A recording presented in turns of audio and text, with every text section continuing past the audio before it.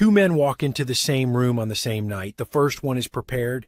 He's rehearsed his introduction. He knows exactly what he wants to say and who he wants to say it to. He extends his hand. He makes eye contact. He delivers his pitch with precision. And nothing happens. Conversations end politely. People smile and turn away. He leaves that room with a pocket full of business cards and not a single real connection. He tells himself it was the wrong crowd. But somewhere deeper, in a place he doesn't want to look, he knows. Something about him pushed every opportunity away before it had a chance to land.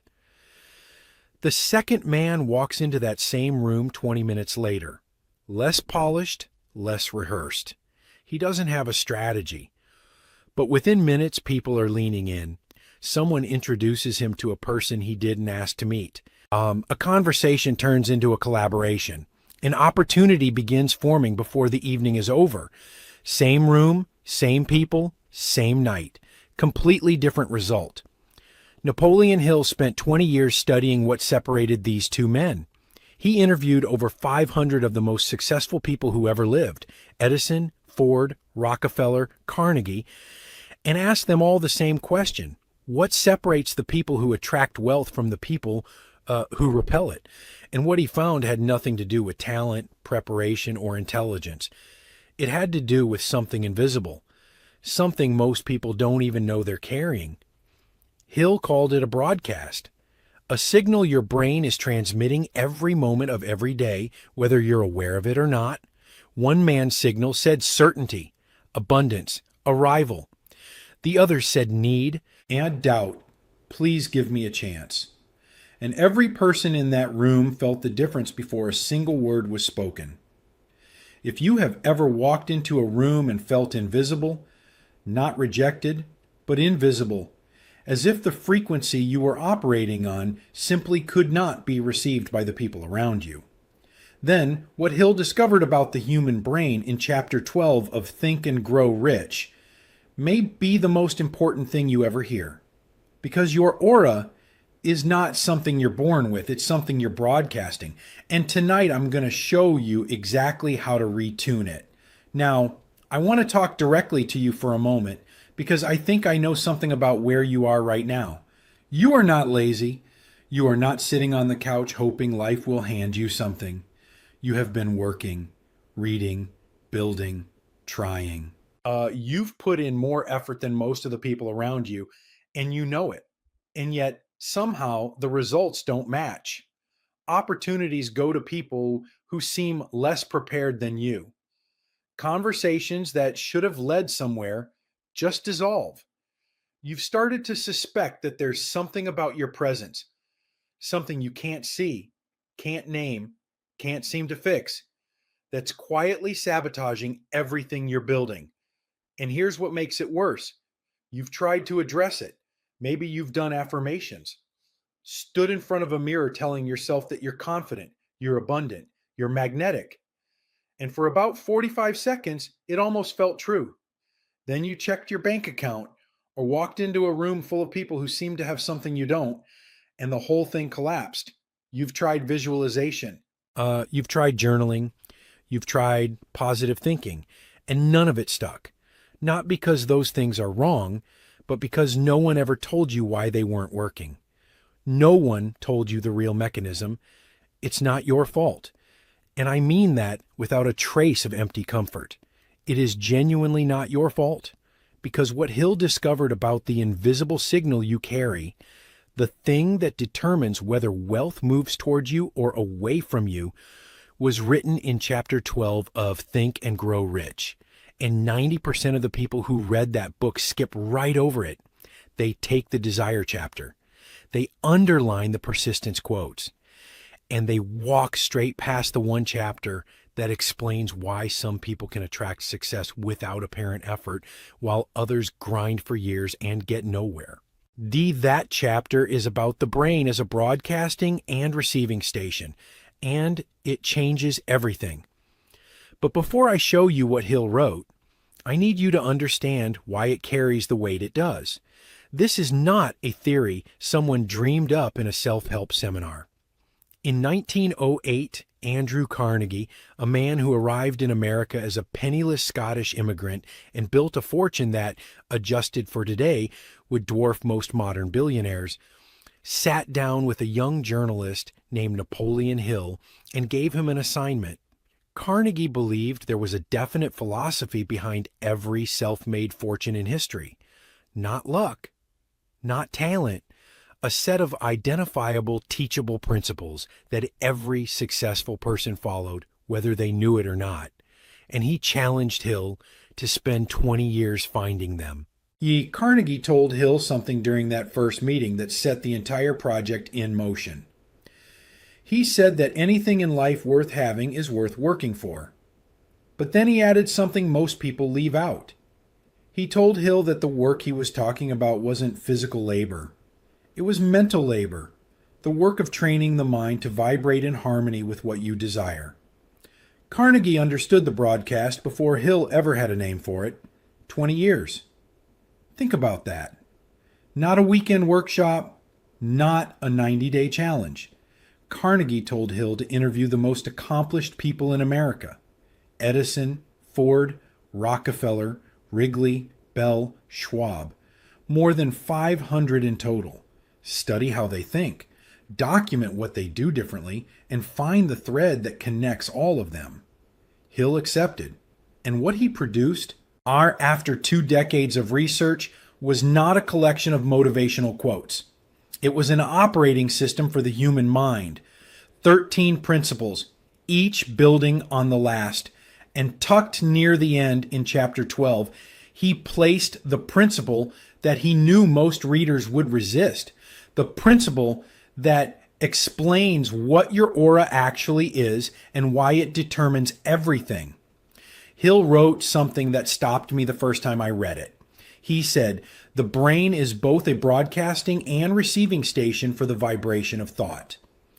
The subconscious mind is the sending station of the brain through which vibrations of thought are broadcast.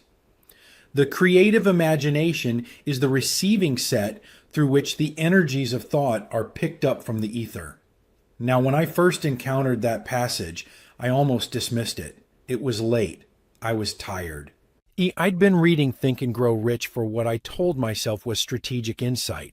I wanted the practical stuff, the goal-setting frameworks, the organized planning chapter. And here was Hill talking about broadcasting stations and etheric vibrations, and it sounded, honestly, like it belonged in a different book. So I moved on. I went back to refining my goals, sharpening my plans, polishing my pitch. And then something happened that cracked me open. I walked into an opportunity I had been preparing for, genuinely preparing, for weeks. And I was completely invisible, not rejected, that I could have handled. Invisible. I said the right things. I had the right material. And the people in that room looked through me as if I were transmitting on a frequency they simply could not receive. I left and I sat in my car and I felt that familiar weight. The one that whispers, something about you is wrong. Something about you repels the very thing you want. That night I went back to chapter 12. And for the first time I didn't read it as theory. I read it as a diagnosis. Because here is what Hill was actually saying underneath the language of his era. Your subconscious mind, the part of you running beneath your conscious awareness, the part you don't control with logic or willpower, is constantly sending a signal outward. That signal is not made of words. It is not made of intentions. It is made of emotion. Whatever emotional state dominates your inner life, faith or fear, certainty or doubt, abundance or scarcity, that is the frequency of your broadcast. That is your aura. I and every person you encounter is unconsciously receiving it. This is what people mean when they say someone walks into a room and you just feel something about them. It's not charm. It's not confidence as a performance. It's the vibration of their dominant emotional state hitting you before their words do. And Hill didn't present this poetically. He described it as a mechanism. Your subconscious is the transmitter. Your emotions are the power source, and your aura, that invisible thing you've been trying to understand, is simply the frequency that results from whatever emotion is running the deepest. Let me show you what this looked like in practice. Because Hill didn't just theorize about this. He documented it in the life of a man named Edwin C. Barnes. Barnes arrived at Thomas Edison's laboratory in Orange, New Jersey, with no money, no credentials, no appointment, and no prior connection to Edison. By every external measure, he looked like a tramp. He had ridden freight trains to get there. He had nothing to offer except something invisible. But here's what Hill recorded. And this is the part that matters. Edison later said that something about Barnes made him pause. Not his appearance, not his words. Something behind it. Something in his bearing, his eyes, the way he stood in that room. Edison had seen thousands of people walk through his door wanting something. He could feel the frequency of want, of need, of please give me a chance. Barnes didn't carry that signal. Barnes carried the signal of a man who had already decided. His aura, his broadcast, was so saturated with absolute certainty that he would become Edison's business partner that it communicated more powerfully than any resume or pitch ever could. Hill wrote that Barnes stood there and something in his mental attitude made Edison give him the opportunity he wanted. Not his plan, not his experience, his mental attitude, his broadcast, his aura. And here is the principle underneath the story. Barnes didn't attract that opportunity by working harder than everyone else in the room. He attracted it because his emotional frequency matched the opportunity. Like a tuning fork, there is a phenomenon in physics called sympathetic resonance. If you strike a tuning fork and hold it near a second fork of the same frequency, the second fork begins to vibrate on its own. No one touches it. No force is applied. It simply responds to the matching frequency. But if the two forks are tuned differently, nothing happens. The second fork sits in silence, completely unmoved, as if the first fork doesn't exist. You are a tuning fork. Right now, as you listen to this, you are vibrating at a specific frequency set by your dominant emotional state. And wealth, opportunity, the right people, the right doors, those are tuning forks too. They can only respond to a matching signal. It doesn't matter how close you stand to them. It doesn't matter how much you want them to resonate. If your frequency doesn't match, they will sit in silence as if you were never in the room. Barnes matched, and his entire life changed because of it. But here's what most people miss about this. Knowing that you're broadcasting is only half of it. The real question is, what determines the frequency? What's the power source? And when I finally understood Hill's answer to that question, I realized why every affirmation I'd ever tried had failed. The subconscious mind does not respond to words. It responds to emotion. Hill was explicit about this. He said that thoughts which are not mixed with emotion have no influence on the subconscious mind. Read that again in your own mind. Thoughts which are not mixed with emotion have no influence on the subconscious mind. This means that when you stand in front of a mirror and say, I am wealthy, I am confident, I attract abundance, and underneath those words, your stomach is tight with the knowledge that your bank account says otherwise, your subconscious doesn't hear the words. It hears the feeling, and the feeling is doubt. So that's what it broadcasts, doubt wearing a mask of confidence, and everyone you meet can sense the mask, even if they can't explain why. Hill wrote something in chapter 11 that makes this devastatingly clear. He said that the subconscious mind will not remain idle. If you fail to plant desires in your subconscious mind, it will feed upon the thoughts which reach it as the result of your neglect. What he's saying is simple, and it's brutal. Your subconscious is going to broadcast something. The only question is whether you chose the signal or whether your fears chose it for you. Most people have never made a deliberate deposit into their subconscious. They've let fear, doubt, and the opinions of others make every deposit for them, and then they wonder why their aura repels wealth. Think of it this way. You've been whispering to your tuning fork, saying the right words, repeating the right affirmations, but never actually striking it. A tuning fork that isn't struck produces no frequency. It doesn't matter what's engraved on the handle. The only thing that makes it vibrate is impact. And in Hill's framework, that impact is emotion. Raw, felt, embodied emotion. You haven't been broadcasting the wrong message. You haven't been broadcasting at all. Hill called faith the head chemist of the mind. He said it was the emotion that, when blended with thought, transforms it into something the subconscious accepts and transmits. Not faith as a vague hope. Faith as a felt state. The emotional experience of certainty before evidence arrives. That is the power source. That is what struck Barnes's tuning fork so clearly that Edison could feel it across the room. And this is exactly what Hill saw in Henry Ford. When Ford told his engineers to build a V8 engine block cast in a single piece, they told him it was impossible. They had the math. They had the precedent. It could not be done. Ford didn't argue with their data. He didn't present alternative research. He said 3 words, do it anyway. And those 3 words carried something that transcended logic. His engineers heard his certainty before they processed his instruction. Ford's emotional broadcast, his aura, was so locked into the frequency of unshakable expectation that it literally altered what the people around him believed was possible. They worked for over a year, and they solved it, not because of Ford's technical knowledge, and he had almost none, because his tuning fork was struck so cleanly and so powerfully that it set the forks around him vibrating at a frequency they had never reached on their own. Now, I want to stop here and ask you something. Think about the last time you were in a room where you wanted something.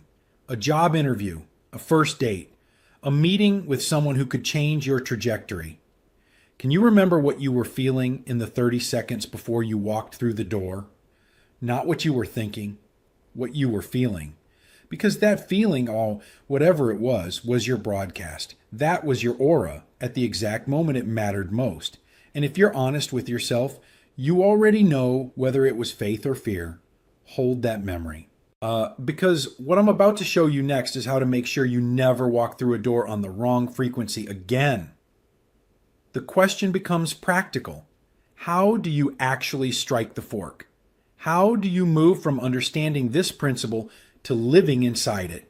Hill's answer was auto-suggestion, his third principle, but not the way most people practice it. Not as a verbal exercise, as an emotional rehearsal. The practice is not to repeat words.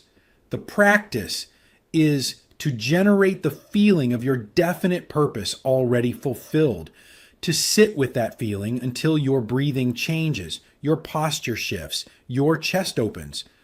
That is the moment your subconscious accepts the new instruction. That is the moment your broadcast frequency changes. When I stopped treating auto-suggestion as something I said and started treating it as something I felt.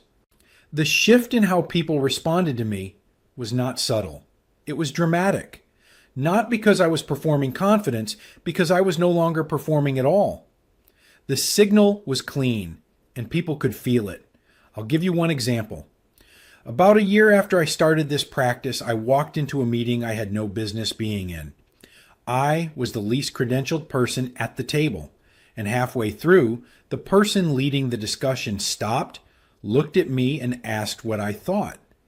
Not because I'd said anything brilliant, because something about my presence made them want to hear from me. That had never happened before, not once in my life. The only thing that had changed was my broadcast. But I know the objection forming in your mind right now. You're thinking, I can't hold that feeling all day. I feel certainty for 5 minutes during meditation, and then the world crashes back in. Bills, rejection, evidence that nothing has changed. How do you maintain a frequency when everything around you is broadcasting the opposite? Hill believed that what I'm about to share with you next is what separates the small percentage who achieve lasting wealth from the vast majority who drift through life reacting to circumstances.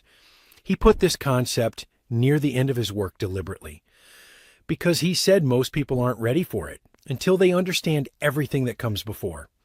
In his later work, The Master Key to Riches, Hill described something he called cosmic habit force. It is the principle that the universe itself operates on habit, that any pattern repeated with enough emotional consistency eventually hardens into a fixed vibration. The same force that locks people into poverty through habitual fear can be deliberately reversed to lock them into wealth attraction through habitual faith. Here's what that means for you. You don't have to hold the new frequency through permanent willpower. You have to hold it long enough for it to lock in. There is a tipping point, a moment where your new emotional broadcast has been sustained so consistently that cosmic habit force takes over and maintains it for you.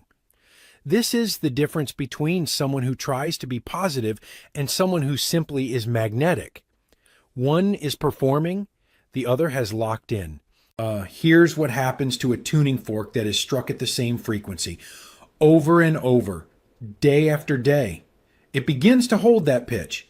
The metal itself remembers. It vibrates more easily, more naturally, with less force each time. You don't have to strike the fork with the same intensity forever. You just have to strike it consistently enough that the frequency becomes self-sustaining. That is cosmic habit force doing its work. And once your aura has been retrained through sustained emotional repetition, you stop trying to broadcast certainty. You simply are certain. And everything around you that matches that frequency begins to move. Hill saw this in Carnegie more clearly than in anyone else he studied. By the time Hill met him, Carnegie's aura of magnetic authority was as natural as breathing. His mere presence in a room altered the decisions of everyone around him. People made commitments they wouldn't normally make. Opportunities materialized that logic couldn't explain. But Carnegie wasn't born with that signal. He was 13 years old, working in a cotton factory in Pennsylvania, earning $1.20 a week, and coming home with his hands raw. But even then, and Hill documented this, Carnegie held an image in his mind that did not match his circumstances. He didn't hope he'd be wealthy someday. He felt it. He carried the emotional certainty of a future he had no evidence for. And he held that feeling so consistently, for so long, that by the time Hill met him decades later, the signal had become the man. Carnegie didn't practice wealth consciousness. He was wealth consciousness. Cosmic habit force had done its work. And here's the part that takes this from self-improvement into something deeper. Hill wrote that through the medium of the ether, the brain has access to infinite intelligence, a force that can be drawn upon for the solution to any problem. What he was describing is the receiving side of the broadcast. When your tuning fork is struck cleanly, when your aura is broadcasting faith and definiteness of purpose, you don't just attract other people differently. You begin receiving ideas, hunches, flashes of insight that seem to come from nowhere. Hill called it the sixth sense. He said it was the door to the temple of wisdom. And it only opens when the broadcast is clean. Now I know what some of you are thinking. This sounds beautiful, but my situation is different. My debt is real. My failures are real. The people who overlook me aren't responding to my frequency. They just don't see value in what I offer. I understand that thought. I've had it. And Hill answered it directly through a man named R.U. Darby. Darby's uncle was the gold miner who quit 3 feet from gold, one of the most famous stories in success literature. But here's the part most people never hear. Darby himself took that lesson and transformed his entire life. He went into insurance, a field built entirely on one person's ability to transmit trust and certainty to another. and he became one of the most successful salesmen in the country. Darby later told Hill that every sale he made because of what he broadcast before he opened his mouth. He never let his signal waver again because he had lived the cost of a broken frequency. His uncle's signal shifted from faith to doubt, and a fortune was left in the ground. Darby swore that would never be his story. And here's what matters about Darby. His circumstances didn't change first. His aura changed first. The circumstances followed. Hill wrote that one of the most common causes of failure is the habit of quitting when one is overtaken by temporary defeat. But I want you to hear what he's really saying. He's not just talking about quitting an action. He's talking about quitting a frequency. The moment you let temporary defeat shift your emotional broadcast from faith back to fear, you are quitting at the level that matters most. You are returning your tuning fork to its old frequency. And everything that had begun to resonate with the new signal goes silent again. And I know your fork has been vibrating at its current frequency for a long time, maybe years. Fear, self-doubt, the quiet hum of scarcity that runs so constantly, you've mistaken it for your own nature. But understand what a tuning fork actually is. It has no loyalty to the old pitch. The moment you strike it differently, with real force, with real emotion, it has to produce a new sound. Physics doesn't negotiate, and neither does your subconscious mind. The frequency you've been carrying is not your identity.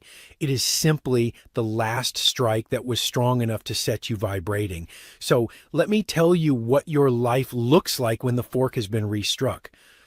6 months from now, you walk into a room and something is different. Not your clothes, not your pitch, you. There is a steadiness behind your eyes that wasn't there before. A calm certainty that doesn't need anyone's approval to sustain itself. People feel it before you speak. Conversations open differently. Not because you've learned new techniques, but because your broadcast has changed and people are finally receiving you.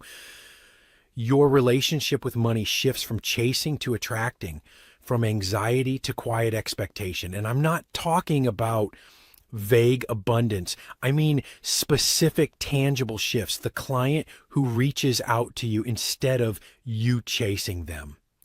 The raise that comes without you begging for it because your presence in the organization has changed. The business idea that lands fully formed at 2 a.m.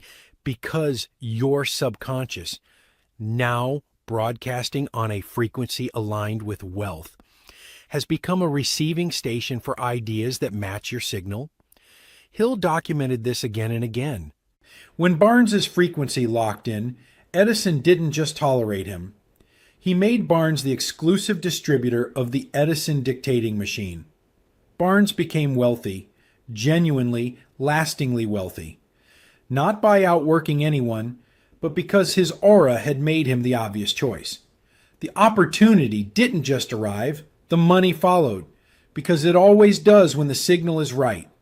Hill wrote that whatever the mind of man can conceive and believe, it can achieve. But hear that with new ears now. He wasn't talking about belief as a thought. He was talking about belief as a broadcast. An emotional signal so consistent and so charged with faith that cosmic habit force organizes reality around it. And I want to say something to you directly because I think you need to hear it from someone who means it. You are not missing something that other people have. You are not built wrong. The signal you've been carrying was installed by experiences you didn't choose, by moments of rejection and doubt that struck your fork before you knew you had one. But you are hearing this right now, which means something in you already resonates with a different frequency. You wouldn't have stayed this deep into this video if the old signal was all you had.